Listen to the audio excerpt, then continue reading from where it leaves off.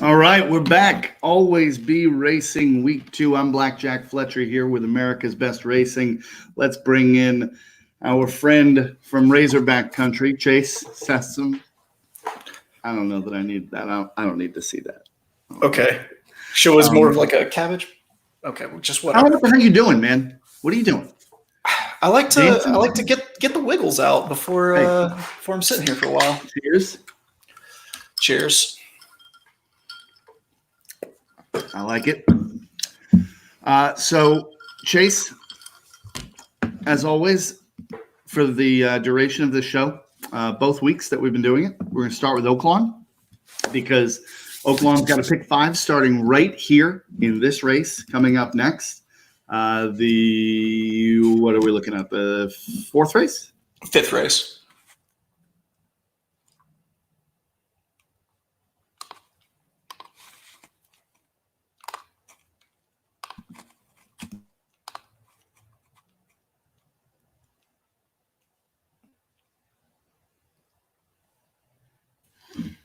You went skinnier than I did here. You went $24 ticket. I went $90. We both have the same single, though. We both have the same single here. And we start out with the same 2. So do me a favor. Give me a little bit of a breakdown here before we get jockey Lane Leslie on the show, which I'm really looking forward to. This first race of the sequence, why is it as simple as both maker horses? There's not going to be a ton of pace in this one. I can kind of see Derby Code and Bear Oak, the 1 and the 2, getting out there on the front end and really just kind of merry-go-rounding, 1, 2 all the way around. Also, so it looks like the early speed's been playing a little bit better. So I think it's that simple. It's rarely ever is that simple, but that's how I'm going to choose to play it. Yeah, I mean, I'm with you with Bear Oak and Derby Code. I think that you're looking at horses here that, comparatively to the rest of this field, I feel really good about them. And I'll be honest with you, I like Derby Code a little bit better than I like Bear Oak at the 5-2 value right now. So that would probably be my top choice here. Now, in the next leg of this, you went 3 deep with 3, 6, 8. I went deeper. I went 1, 2, 6, 8, 11, 12. I'm curious, though, what was it that you saw in the 3 slightly crafty? Because I left that one off my ticket. I really like Kelsey Harr whenever she teams up with Robert Klein, who is actually her fiance. And also with these Arkansas-bred races, I always keep an eye out for horses that are starting without Lasix. I believe that Oaklawn actually pays out a Lasix-free bonus. I'm not sure if they still do. They always have in the past. And so you'll find these trainers that will drop horses that should absolutely crush in a state bred field, and they'll kind of double dip for the win money and the purse bonus. All right, so before we bring on Lane, and we're going to bring him on in just a second, let's talk about this single in the 8th race here. We both have the Brad Cox horse, Florent Giroux aboard, The Sound. This is a horse, 3 career starts, 2 wins, 80,000 maiden special at Belmont, then goes to Aqueduct, gets an $82,000 allowance race, and now comes back after 2 months off and is sitting here in another allowance race for non-winners of 3 lifetime. Why is this horse on both of our tickets a single? If no one goes and challenges this horse for the pace, they're all just going to watch The Sound get smaller and go get further away from them because this horse is an absolute monster on the front end, especially with how the track is playing today. I don't think there's going to be really any issue with that horse getting the lead and hanging on, kind of like we saw during the opening weekend. All right, let's bring on a friend of mine, one of the best young jockeys in America right now. He's riding down at Sam Houston. The one, the only, Lane Jorgensen Leslie. Lane, I made that middle name up, by the way. And in case people couldn't tell, I don't want them to think your middle name was really Jorgensen. I was going to say unless that. It is. Is it Jorgensen? Interesting that you went That's Scandinavian. That's a first for me. I usually like to opt for like a Jedediah or something. Houston last year. You're down there. You're back in Houston now after kind of bouncing around with everything going on with COVID. What's your favorite racetrack to ride at? And what's your favorite trainer to ride for? You know what? Out of the few that I've been riding recently, definitely Sam Houston. It's a good winter spot, and I think a lot of people are starting to realize that. Our purse money now is a lot better than it was 2 years ago, so that's brought some new people in. But like I said, just a good winter spot with a good turf course. Great turf. The place kind of flies under the radar. You really don't think of it as one of your major tracks, but then you look and see who's here, and you gain a lot of respect for it. So to answer your other question, me and Danny Pish do a lot of business together, Mm-hmm. and we've had a lot of success over the last few years. So Danny's a great just dude. as one that comes to mind would be him. No, Yeah. he's Danny's a really great good guy. people, and he's great for the racing here in Texas. So he would be at the top for me. I always feel that if trainers and jockeys knew my personal nicknames for them, that they would ensure that they never speak to me again and block me on all social media. Because I've been calling Danny Pish the dirty old Pish for I don't know how long now, and I'll tell you what, I do have one. I do have one phrase in my vernacular, which is Luzzy bombs. Me and my friends love Luzzy bombs at Remington Park. Love betting you on those long odds horses. This dude on the turf. I always got to watch Lane on the turf. He's tricky on the grass. Yeah, So Lane, obviously it's your dad. For those who may not know, your dad's been a rider up in New York for a long time. Very successful rider, still going. What is your kind of goal here, right? Like, what's your game plan? You were at Laurel, I believe, and then you came down to Texas, run that Texas-Oklahoma circuit, which is a great circuit. You said it about Sam Houston. I will echo it to anyone who asks. It's a great racetrack with great people and great racing. It's spectacular. Is that a place you plan on staying, or do you think that you maybe want to, try your hand at other circuits here? What's your plan? it's hard to say. I came here when I really needed a way out of where I was, and it sounds kind of weird, but I just needed to get a fresh start. I had just lost my bug, and it really wasn't going the way I wanted. I wanted to go somewhere where nobody knew me and somewhere I could just start from the ground up. And I did that, and I think, that goal at that point in time was a success. I hope, others kind of think so as well. But, eventually you get to here, and you want to get here. How do you do that? And that's kind of where I'm at right now. I feel like my riding's gotten better over the past 2-3 years, for sure. And, that next step obviously is the question, but obviously it's a step I want to take. Mm-hmm. Mm-hmm. Do you think you want to come back to New York and ride with Pops? That'd be great, but, it's hard to say. You can't just show up. Obviously the opportunity has to be there. To go home would be really cool. Kentucky, back to Florida, maybe California even. You got to keep all your options open. So that's something I always do. You need to talk your pops to let. You're not a California guy, Lane. You're not a California guy. I'm glad you don't think so. Yeah, you need to talk your pops into letting you tag in on that horse sneakiness for its next race. That's I love him on that horse. He's been great riding that horse the last 2 out. Yeah, this summer actually, during all this COVID, he came down to Lone Star for a few days, and he was planning on staying to meet.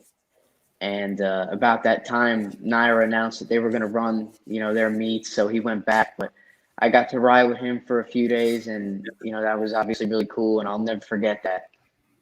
So Lane, let me ask you. You've obviously been on a lot of horses. You've ridden a lot of horses. Are there some horses that are just jerks that you don't want to ride? Like a trainer calls you up and says, "Hey, I got a mount for you here," and you're like, "Nah, that horse is just he's a jabroni. I'm not doing it."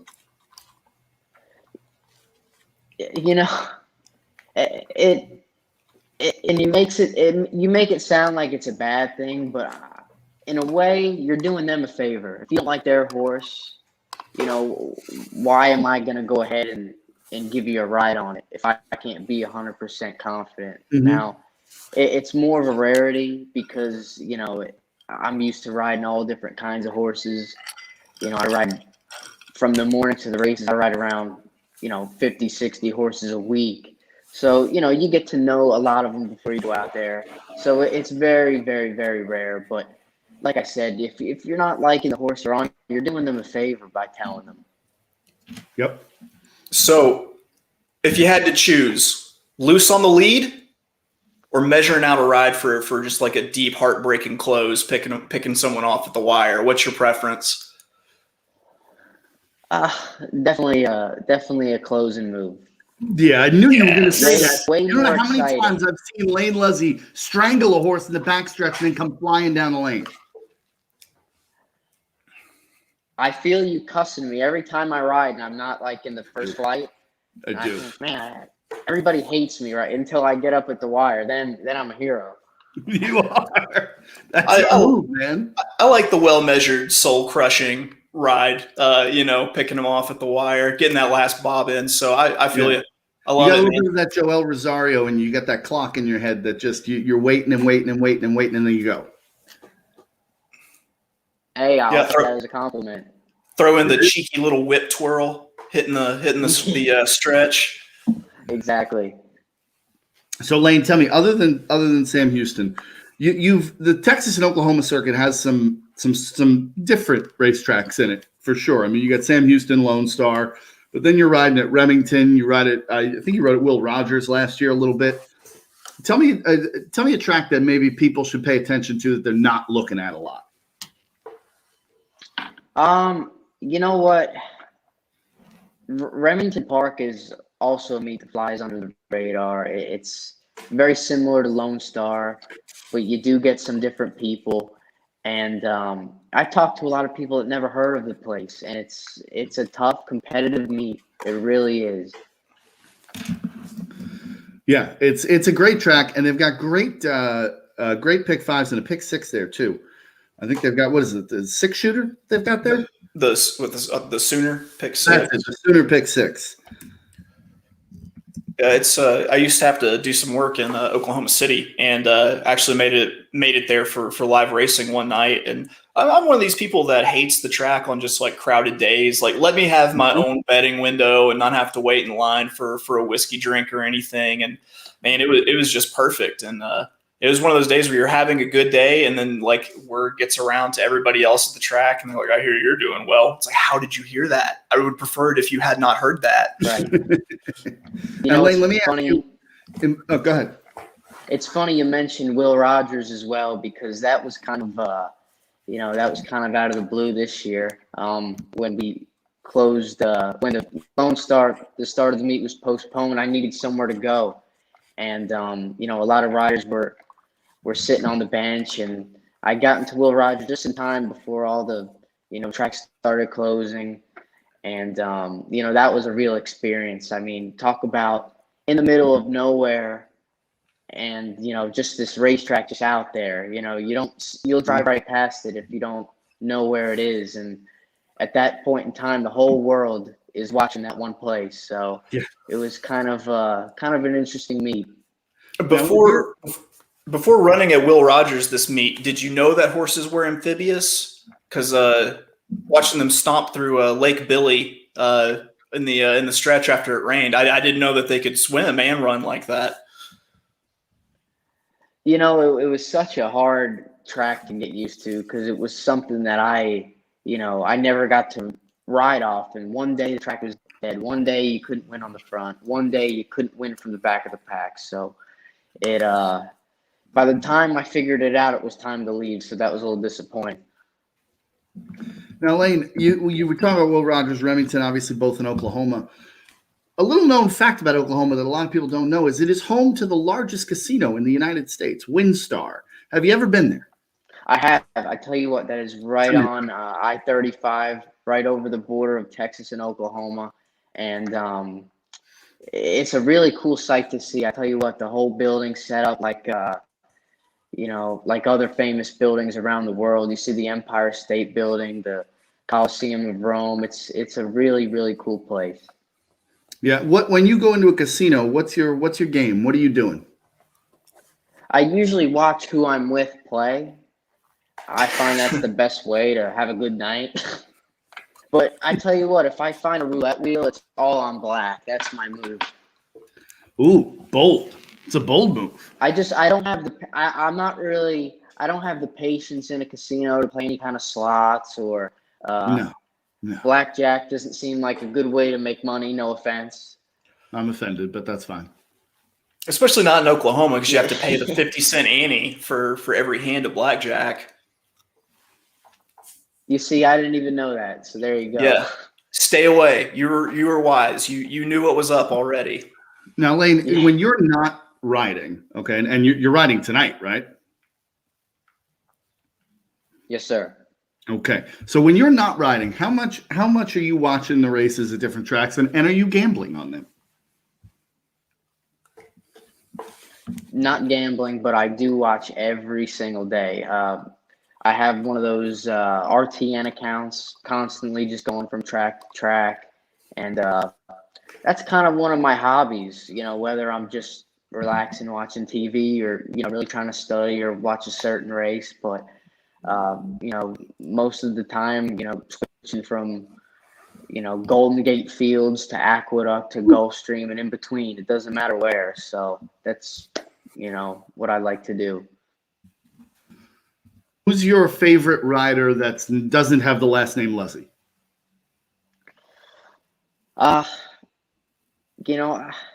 It's so hard to say because nowadays everybody's so different and they're adapting to new styles.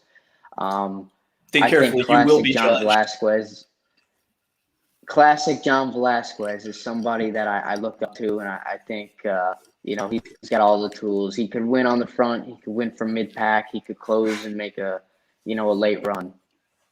I'm a big fan of Paco Lopez down at Gulfstream because I know as a bettor, I'm never going to get shortchanged by Paco. Paco might put somebody over the rail, but he's not going to shortchange you on a ride. No, you know what? And he, he's a good rider. He seems to always have a horse in a good spot. He's a little unorthodox with how he does things, but you can't really knock him for that. I mean, that's his style. That's what works for him. The guy's successful. So, give me a Kendrick Carmouche or a Luis Saez, just aggressive on the lead. They took the trainer's instructions. They said, "F it, I'm freestyling. I'm doing my Kendrick or Luis thing. I'm hard send on this closer. Here I go." I love those horses. Love those kind of rides too. Now, Lane, anyone who follows you on Instagram in particular will know that a hobby of yours when you're not playing is golf. So we got a question here from the audience. What's your handicap? What are you shooting these days? Oh man, about a 12. About a 12 handicap. I'm not even close to a pro golfer or anything better than that. But I picked that hobby up about 3 years ago. My dad's actually a very, very good golfer. And, being here in Texas, we got some of the best golf in the country. So hopefully by the end of this year, I can make that handicap out of 10 would be great. You're about 20 better than I am, brother. So, yeah. Congratulations on the getting close to single digits. There you go. Got them loading into the gate at Oaklawn. Yeah, it's time to go here. So let's tune into this bad boy here. Lane, the pick 5 starting here at Oaklawn. Have you looked at this card at all? I have not today. Well, we're gonna give this thing a shot and see what we can do here. We've got our tickets up on the screen. We both need the 1 and the 2 here. So either one. I'll tell you, I know the 2's getting bet down to 8-5, but I still like the 1 a little bit better. Chase, how do you look at the 1 and the 2 here? I prefer the 1. I feel like the 1 breaking from the rail post position is just naturally going to be on the lead and have that kind of ground saving trip. Playing this race, I'm in to win with the 1, and then I've got an exacta 1-2 over 1-2-12. That's a nice little play there. I like that. 5-2 feels like a steal on this 1. Also, this 1 is coming out of Turfway Park, I believe, and it's a good case of horse that has run against the bias last time. And Turfway just hasn't seemed very, very good for these early speed horses. nor inwardly drawn horses. So I'm hoping that he's got kind of like a dirty running line from that, and is getting ignored because of it. Dirty. I like Dirty. It. Let's get dirty. Okay, we got a good question in here while we're loading, Lane, from Troy. Who do you like tonight at Sam Houston? Tell me which one of your horses is live here, Lane. Who's going to win? Who do I bet? I hate to give you a favorite, but in the fourth race, I ride a horse named Too Much Irish, and she's coming off a little bit of a layoff, but has been breezing pretty good up to this point. She's kind of a hard-knocking horse that could run turf or dirt. Tonight we're on the dirt from the one hole, and I love the one hole going a mile. So hopefully with a good trip, I can get her home. I've been known to order my coffee Too Much Irish, and people usually don't know what the hell I'm talking about. Just fill it with I don't whiskey. know what that means. Is that what that means? Yeah. I also sometimes at the drive-thru order Coke with room for whiskey. Boy, this one broke well, and so did the two. Mm-hmm. That's what you want to see. This is what I expect to see out of you tonight on this Too Much Irish out of the one hole, brother. I don't want to see you sitting back in sixth. Florent Giroux putting a little strangle on the two up front, as is tradition. Yeah. I mean, you got to feel good right now where we're at, Chase, because the two horses running with us are 73 and 21-1. So, you know, you got to feel okay about this. And no one's really pushing the two. The one just needs a little room. Yeah, that horse looks ready to run. One looks good, but I'm worried now he's gonna go real wide. I think he found his window right there. Here he goes. Like you said, though, Flo's got a good grip on that too. Here he comes. Maybe. Open this one up. I don't know. At the very least, get into second. Open this one up. Here he comes. You said that 3 times now. Here he comes. Get him. Get him. Put him on down. Maybe. There's two. Look at the two playing defense. Look at the two not going to make it past the DUI checkpoint. Get up one. Get up all the way one. Yeah, it's two. Got the exact boo. That was some defense there. All right. Well, you know what? Based on what just happened, Lane, let me ask you this. You're in the lead, right? You're coming down the stretch. You're in front, and you got someone coming, right? You see him coming. Are you just trying to bear down on your horse, or are you going to play a little defense and try to drift out and, make him move a little bit? Are you going to be that's what Flo just did. Flo just played defense and made that one go wide. I wouldn't be surprised if they look at that, by the way. I think it was clean. I would go left. I would go left-handed, and I would drift out as far as I can, just enough to maybe intimidate that other horse. Yeah, and it kind of depends on what you have underneath you. You know if you have to make that move or not. Sometimes you have to make that move. Sometimes you could just kind of gear down and keep a straight path. But yeah, I like. Actually, I don't like. I hate the Jose and Irad move. Let me start at the rail and go ahead and put this one into the hot dog vendor to kind of save my spot. It's even better when they're working as a team. That's playing defense, brother. That's playing defense. That's part of the game. Oh. Well, let's see. I didn't see what the probables were on that exacta, but that's a nice little exacta cash, I think. Ooh, this is a good question here, Lane. Do you think gamblers overrate jockey herding and right-hand, left-hand issues because of rides? Obviously everything is amplified on social media, but what's your take on that? Because obviously we're all expert riders when we're gambling, so we know exactly how the horse should be ridden. So, it's hard to say. I've seen people complain about it, but in some instances you're right and you're wrong. And nobody knows more than the rider, but you come back and, you take a shot to win. And that's sometimes, the only reason it's done in the first place, obviously. But you kind of have to, you have to take it with a grain of salt.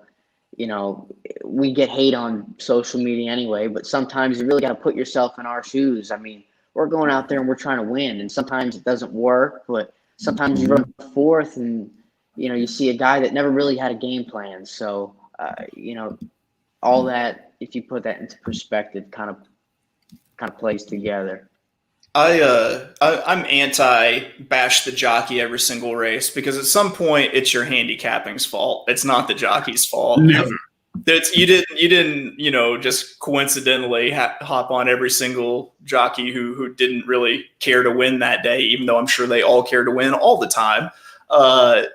Sometimes you just gotta take a lump to your pride and admit that you didn't have that exacta because you didn't know what the hell you were doing. Wow. I mean, as a handicapper, I resent that. I always. Yeah, and it's people. I love when people say, "Oh, he made a bad ride," or if you get beat a nose, there's nobody that feels worse than the rider, because he goes back and thinks, what could I have done to maybe get that nose or get that head in front? And I get the most hate when I'm about 8-9 lengths back and passing the 16th pole, galloping in so that's you brought up an interesting point there about you think back over what you could have done differently after your rides. Do you go back and do you watch them again? Oh, about 2 times over, and then I let it go. You got. I believe in watching it and learning from it and seeing what happened, and kind of keeping that in the back of my head. But you can't do too much to where you're living or dying by it. And I don't know if that makes sense, but it's kind of one of those things where you get up to the plate and you strike out and you look to your next at bat. Short memory. Now, Lane, there's a question in here that I'm gonna change it a little bit. Someone wants to know if a trainer ever made you cry. I'm gonna assume the answer is no to that. But are there some trainers that when you're gonna get back there and you're gonna hear it a little bit? Are there some that are a little bit more vocal than others?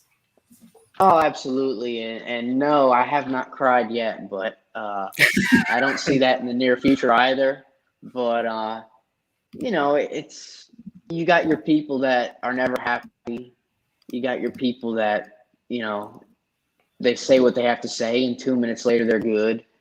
And then you got the guy that's always nice. But, you learn to deal with those kind of people. I ride for all different types of trainers. And that's just part of my job. I don't want to start anything, but if there was a trainer that you knew for a fact that you could easily just beat up in hand-to-hand combat, who would it be? And why is it Steve Asmussen? I don't know. He's got the reach. I think you can get inside and really just kind of work him with the little Mac uppercut. Yeah, punch out. If I work on the body, I think I could get him right where I want him. And going for the take out the final body punch. and the head will fall, man. I like it. I like where your head's at, Lane Luzzy. We got some more really good questions in here. So you gotta think. Curious to get to some of these. This one I'm very curious to get your take on. Do you ride a long shot differently than a favorite? Yes, absolutely. It depends on the horse. I mean, obviously I do a lot of handicapping myself where I want to be in the race, but sometimes, especially with these cheaper horses, you see these guys trying to ride this perfect race if we're going to be honest, not a fast racehorse, and sometimes it doesn't work out like that. So if I could be 4 wide as opposed to trying to make some rail run when I'm 30-1 and I can move a split second earlier, sometimes I will. But, you might be a little more patient with a horse that, is going to have a late run. But that goes back to what I said earlier. You got to have a game plan. You got to try to win the race. And sometimes we get hate for that. But, we're in it to win. So as cliche as it sounds, that's what we're out there for. And that goes with this question. Last December at Remington, This person says that's when Luzzy Bomb was created. They want it noted that it was not you, Chase, that created that term. I didn't claim it. I just said that it's in the vernacular. It's in the lexicon, and I use it, and I appreciate it. What were you doing to get all these 20-1 shots home, man? Because you were bringing home some prices at Remington. You know what? It's hard to say what I was doing differently because I just go out there and ride to win the race. But I hate to say a lot of it's luck, but sometimes I look at the tote board and I go, wow, I'm 20-1 right now. I really like this horse.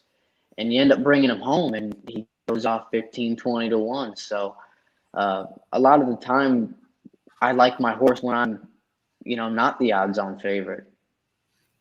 And when that happens, when you look at the board and think that, the next thing you need to do is text me. Yes. Do they let you carry your smartphone into the gate? Did they cut off the betting right when they cut off the texting privileges? I think I'm going to have a holster this evening, and I'm going to look up at the tote board in the paddock, and I will let you guys know. How's that sound?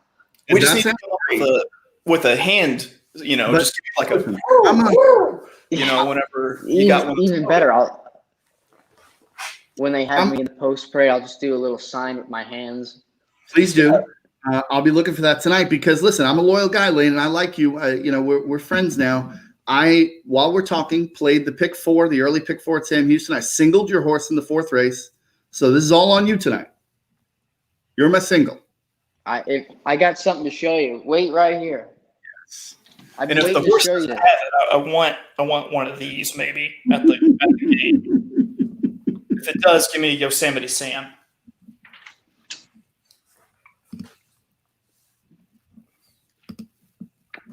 Well, Cherry Drink has a good idea here. 2 whip twirls.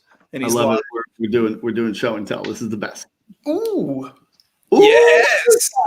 Look at this guy drinking. We can't have one cowboy on the show. I like it. I like it a lot. I mean, I feel kind of ostracized and made to feel less than the other people, but okay. Yeah, fine. 2 cowboys hats. Be used to that. You'll be all right. I'm the only one with an entire beard. That's what I'm going to say. I love the hat. I love the hat a lot. Yeah, big time. That hat's a very, very sharp hat. So yeah, you're my single classy, tonight. Right? It's very classy. Are you wearing that when you go out in Houston? Like you go out, whatever, get a drink, whatever, you wearing that thing? Absolutely. I'm from New York. This is like playing like show and tell here. I gotta dress for the occasion. Me too, brother. You look ready to boot, scoot, and or boogie, man. With that hat, that's pretty sharp right there. That's the idea. So we got a couple of more questions I want to get to here because you've given us some real good answers. What's your favorite ride you've ever had? Any stand out?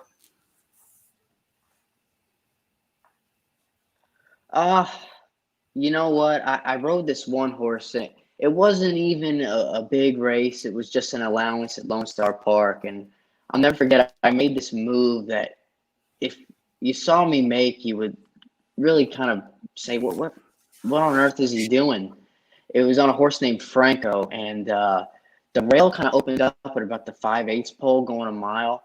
And I shot up the rail and took the lead. And it was really kind of a move like, if he gets beat, what was he doing? And from the quarter pole home, I rode this horse head and head, and we got up by the slightest hair at, I think, 16-1. And, I rode a lot of winners and a lot of, a lot of races that stick out. For whatever reason, that one sticks out the most. I like it. Another good question here. Who's the toughest jock in your riding in the locker room right now? Who's the guy you don't want to mess with? Other than me, please say Sophie Doyle for sure. Oh, really? Stuart Elliott. Stewie's a good guy. He's a quiet guy, but he, if you watch him ride, he's not showy, he's not flashy, but he's a good, solid rider. All right, last question before we let you go, because I assume you need to get to the racetrack at some point and get ready for these races tonight. What is your favorite golf course you ever played, and what's in the bag? Back home, obviously, it's not a course that you want to play often. It's more of a novelty with Bethpage Black. Yep. They have a sign when you show up. It says, "Warning: this course is for highly skilled golfers," and It will crush you. Yeah, and everybody's out there playing anyway. But I play some Ping G30s, and I'm gonna wait for about a year till I get a new set because I'm hitting them pretty good right now. I like it. All right, Lane, thank you for joining us, brother. We really appreciate it. Best of luck tonight. Bring that one horse home in the fourth because that's my single. And if not, you're going to hear about it tonight. Good luck, That's man. fair. Appreciate it. Tell everyone where they can find you on social media because you're a great follow. All right, guys. Thanks so much for having me. He's on Twitter at Lane J. Luzzy. What's your Instagram? Lane Luzzy Jockey. There it is. Follow him and keep bringing home the bombs, brother. I'm going to do my best, man. Thank you. Thanks, Lane. Thank you, Lane. All right, that's Lane Luzzy riding down at Sam Houston right now. That dude is the best, right? I mean, so many times when you talk to any athlete in general, you get canned answers, right? People are just kind of giving you what they think you want to hear. That guy's just, telling us the way it is. I like that. Just genuine. I mean, he even brought out the hat for us. No one else brings out the hat. Like, it was an effort to bring out the hat. Like, yeah, it was. I saw a question about the hoodie. That's a Boom Easy Works with my boys from On the Wrong Lead. That's one of our things. If you're unaware, when you buy the works reports from DRF, it gives you the right to boom a 9 to 5 whenever it wins because the works report said they were right. Wow, thanks for that. We needed that. Oh, come on, man! I gotta work in my endorsement deals. I'm also gonna I'm gonna throw in a few pitches for the Wendy's Baconator. Is that the sponsorship you're looking for? Yeah, I want that Wendy's Baconator money. I mean, come on. Crisp applewood smoked bacon, two patties on a brioche bun. Hit me up, Baconator. Hit me up. I'm talking to the Baconator like the Baconator is actually a person. That makes me feel bad and like a fat kid, which I am, to be fair.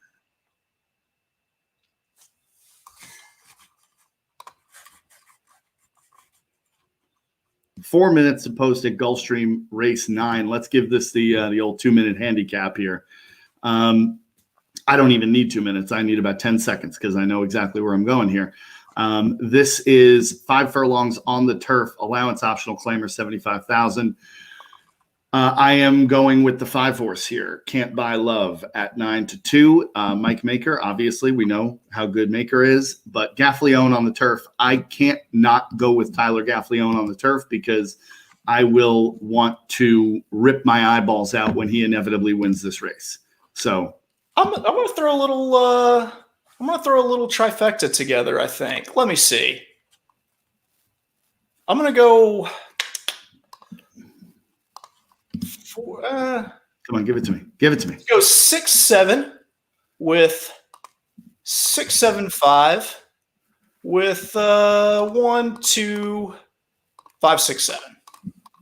Ooh, all right. Well, now you got me looking at a try. So hold on. Okay, let's see. So you like the 6 and the 7. I don't love the 7 so much. I'm gonna go 5-6. I think with 5-6-7, and then who did you take in the third spot? I had here. I'll send it over to you. It was 1, 2, 5, 6, 7.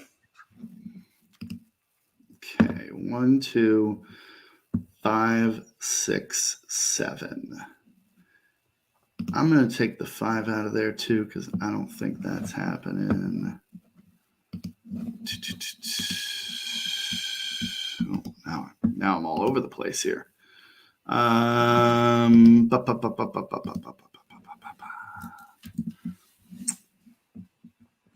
6, 2. 5, 6. We're going to go 1, 2, 6, 7. Yep, there we go. All right, so I'm playing 5, 6 over 2, 5 over 1, 2, 6, 7. Say that again to me. 5, So 6 make fun of it. over 2, 5 over 1, 2, 6, 7. Ooh, doing a little sandwich in second. Okay. Yeah, I see you, Blackjack. Yeah, we're gonna try and get nuts here.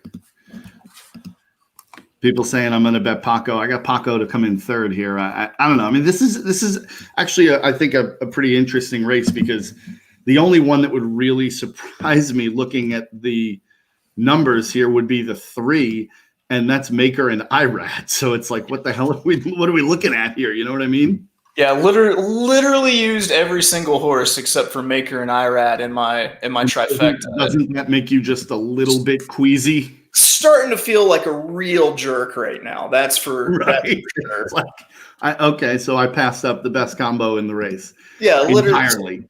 And all I need is for him to just finish anywhere, win, place, or show, and I will be a sad panda. Yeah, I do not feel good about that right now. But having said that, what's done is done. There's 1 minute to post at Gulfstream, which thankfully these days actually means 1 minute to post. Right. God, that was so rough when they used to do that 7-minute delay. Yeah, it was the pool fattener salsa. It's a dance that they do on South Beach where you hop on a horse and just walk in circles for an hour until the pool gets right. You spend a lot of time in South Beach? I've only been through the airport in South Beach. As you can tell from the live feed, I am very what they call fair-skinned. Mm-hmm. And being that close to the equator is mortally dangerous to me. I might burst into flames. I mean, listen, I get that. I mean, I have naturally porcelain skin myself. However, I'm also a big believer of the adage that you can't be the man without a tan. That's okay. Okay. Yeah. This is sprayed on. That's I just throw Cheeto dust into the wind and hope I catch it on its way back. Just shake the bag. Oh, we got some plays here. Looks like Cherry Drink going with the 16136. I'm guessing that's an exacta. He didn't feel obligated to tell us what kind of bet he was making. He just could be a double. Who knows? Yeah, threw in some numbers with a comma and a forward slash, and we're supposed to figure it out. I wish I was in the pockets of Big Hamburger. Pockets of Big Hamburger. I would be in Big Hamburger's kangaroo pouch in an instant. If you keep me flush in hamburgers and give me some of that hamburger money. But you don't want the money, you just want the hamburger. That's not altogether false. Yeah, that's about right. That is about right. If Wendy's came along and said, "Hey, we're going to sponsor this show from now on, what's it going to take?" Your answer is probably what? Baconators for life. That's it. And if they came back with a month's worth, you'd do it. Listen, I have a Wendy's so close to my house that I could hit it with a friggin' rock from here. Like, I do not want you to underestimate how morbidly obese I could get with this sponsorship. I mean, we're talking like wear a moo-moo constantly obese. I don't know that we should try to go that route, and I don't know that your wife would appreciate it if we did. I would definitely have to get a wider lens on the webcam if I were to get Baconators anytime I want big. If anyone from Wendy's is listening, I mean, there it is. Yeah. He will sell the hell out of that product. Yeah. I'm talking to you, Dave. Also talking to your daughter, Wendy, who is the namesake of your restaurants. I'm even talking to your half, your stepson, Kyle, who you don't even really like. What are you even talking about? I don't know, dude. I'm just trying to fill time and talk about hamburgers. Wait, is that a real thing? Does Dave Thomas have a stepson, Kyle? I mean, probably. Might be illegitimate, but probably. You just got me to talk myself out of my Baconators for life by alleging that Dave Thomas has an illegitimate child named Kyle, who he doesn't like. Who he does not like. He likes much less than Wendy herself. Wow. It was a delight. A delight. I'm pretty sure Dave Thomas passed away quite a while ago. So now you're also speaking ill of the dead. If you're watching from Wendy's, please tune out now.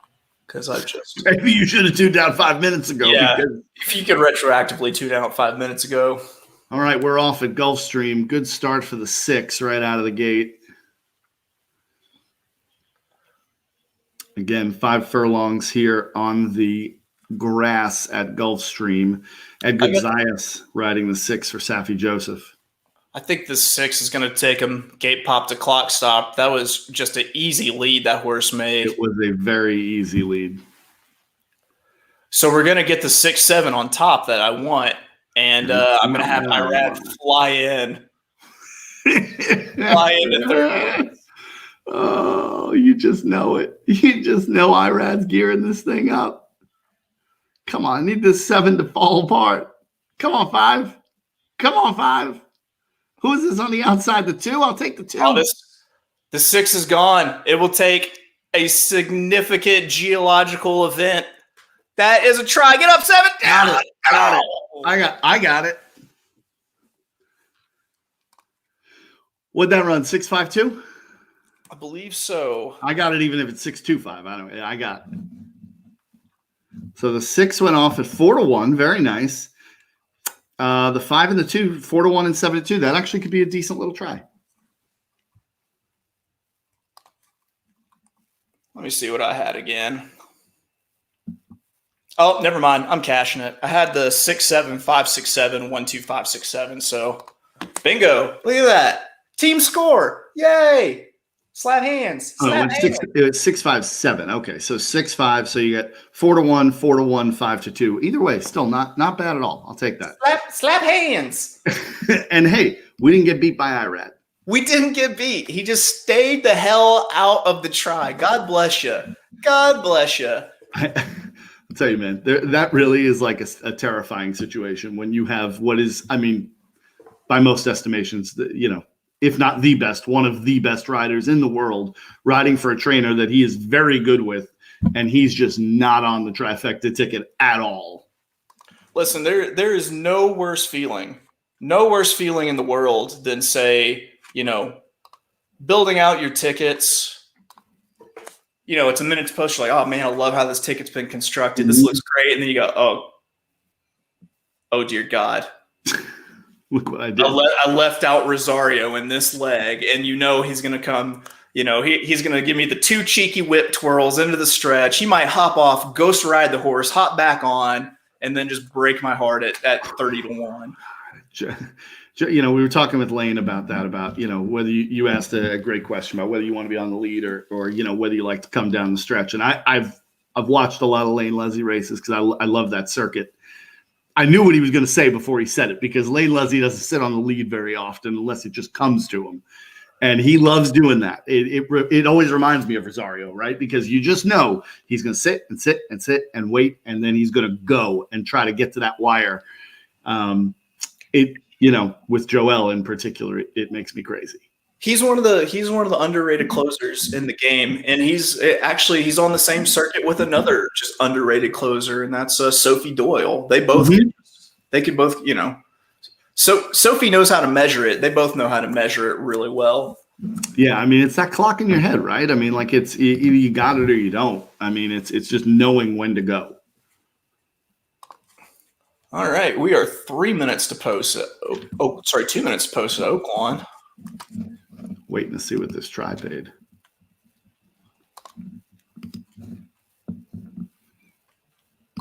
So we both hit the try. A pleasant change from last week. Yes. So it is official, 6-5-7. Irad did get up for 5th in a 7-horse race. So congrats. What a joke. Congrats. They give out Eclipse Awards for those kind of rides. Come on. I mean, well, you just brought up the Eclipse Awards. Let's talk about that for a minute before this Oaklawn race. I thought they were a sham. I don't really.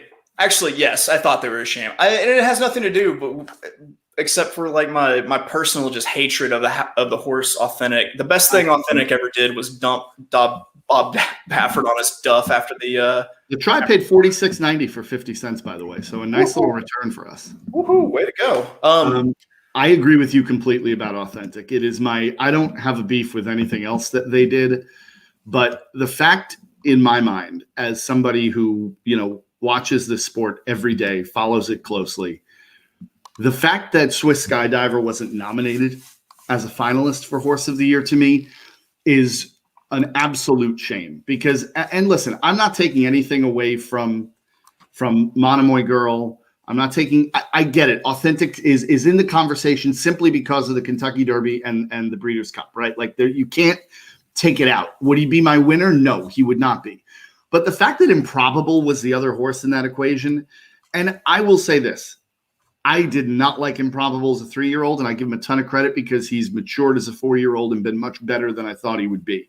Having said that, if you're going to compare what that horse did versus Swiss Skydiver, who ran an old school campaign, right? I mean, went all around the country, ran at a ton of different tracks, ran against the boys twice, didn't win the Bluegrass, but came back to win the Preakness against Authentic, and then, people say, well, look at what happened in the Breeders' Cup. Well, I mean, listen, the horse had a terrible break. I don't know. It happens, right? It happens. It doesn't take anything away from the fact that she is an incredibly impressive horse, and she's good for this sport. We are in the gate at Oaklawn. Yeah, I want to say the one thing that they definitely got right was Whitmore for the Sprinter of the Year. Like, that's my number one favorite horse ever. And I was just beside myself when we won the BC Sprint. So they nailed that. Other than that, I could pick holes in all their awards. But I'm going the 8 with the 367. 8 over the 367 in the exacta here, and 8 over the 1-4 in the double. Look at you. I mean, I'm just riding my pick 5 here. 1, 2, 6, 8, 11, 12. Quincy Hamilton riding the 11. 8-3 exacta, I would be so happy. They are off. I'm a big fan of Quincy Hamilton riding the 11. He rode at Lone Star last year. I think the job he did producing Fresh Prince of Bel-Air was really where he shined. And his old jazz records. You're an idiot. I'm glad you recognize this. Come on, this 2. Come on, give me 20 to 1 here. Hell, I'd be happy with the 1 of the 6. Look out for whenever Kelsey Haar gets this 3 going late. She is someone who really knows how to get a horse moving late.